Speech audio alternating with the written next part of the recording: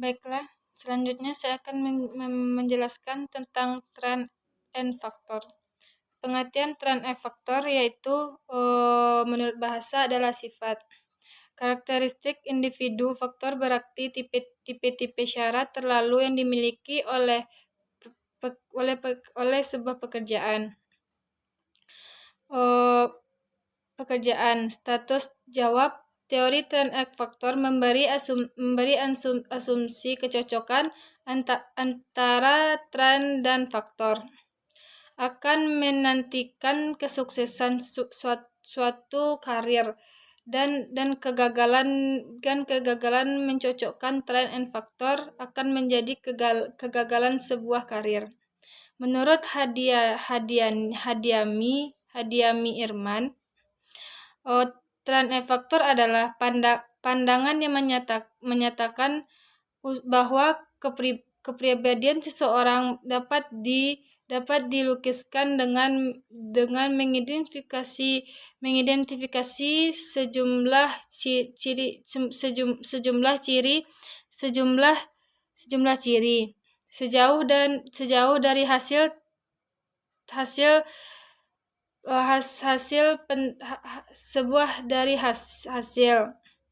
konseling trend and factor berpegangan dari pandangan seseorang mengenal ciri-ciri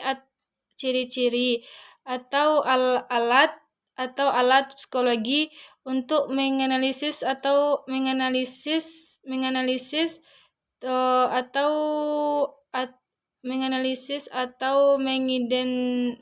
mengiterasikan seseorang.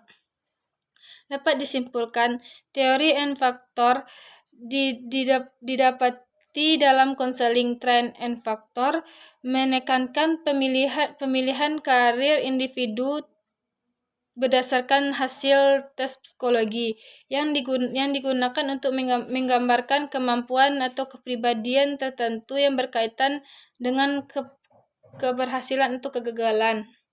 2.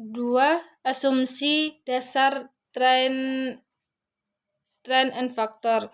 Menurut Milter, asumsinya yaitu perkembangan vokasional.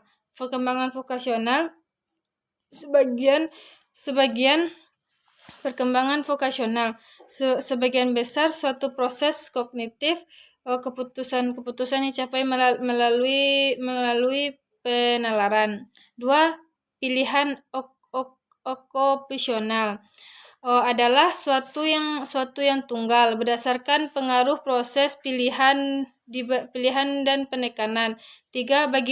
Bagi orang terdapat suatu tujuan yang benar. 4. Satu tipe orang untuk setiap pekerjaan. Menurut Willy Ranielson, ada asumsi dasar trend and factor, yaitu setiap individu mempunyai sebuah kemampuan. 2. Pola kemampuan dan potensi pada seseorang menunjang pemilihan karir.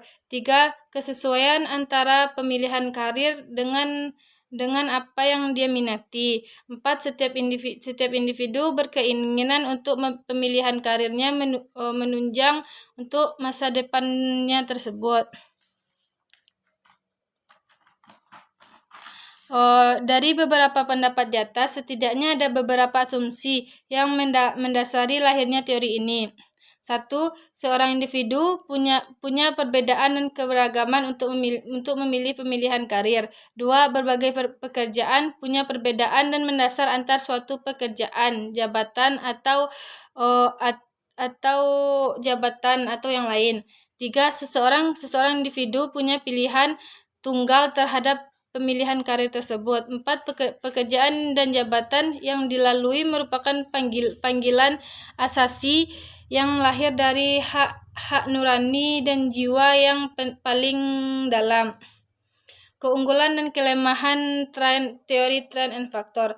Keunggulannya yaitu penekanan pada aspek kognitif. 2. Penekanan yang diberikan pada diagnosa.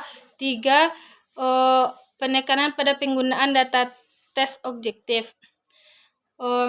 Kelebihan teori trend X faktor ini. 1. Memberikan kemungkinan melakukan penelitian dan penemuan kuantitatif, penekanan emosi, perasaan, dan efektif konseling. 3. Pemuasan pada klien dan bukan pada konselor. Implikasi trend X faktor pada konseling, yaitu karena individu memiliki sifat yang dapat diukur konselor untuk membantu memahami diri sendiri, minat, bakat yang dimilikinya dalam untuk pemilihan karir. 2. Karena advokasi dapat digambarkan menurut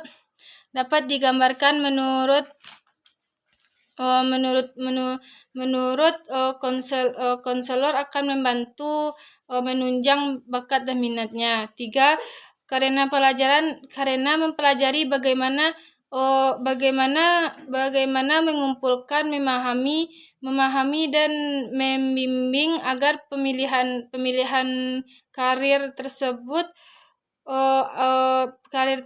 akan berjalan dengan efektif.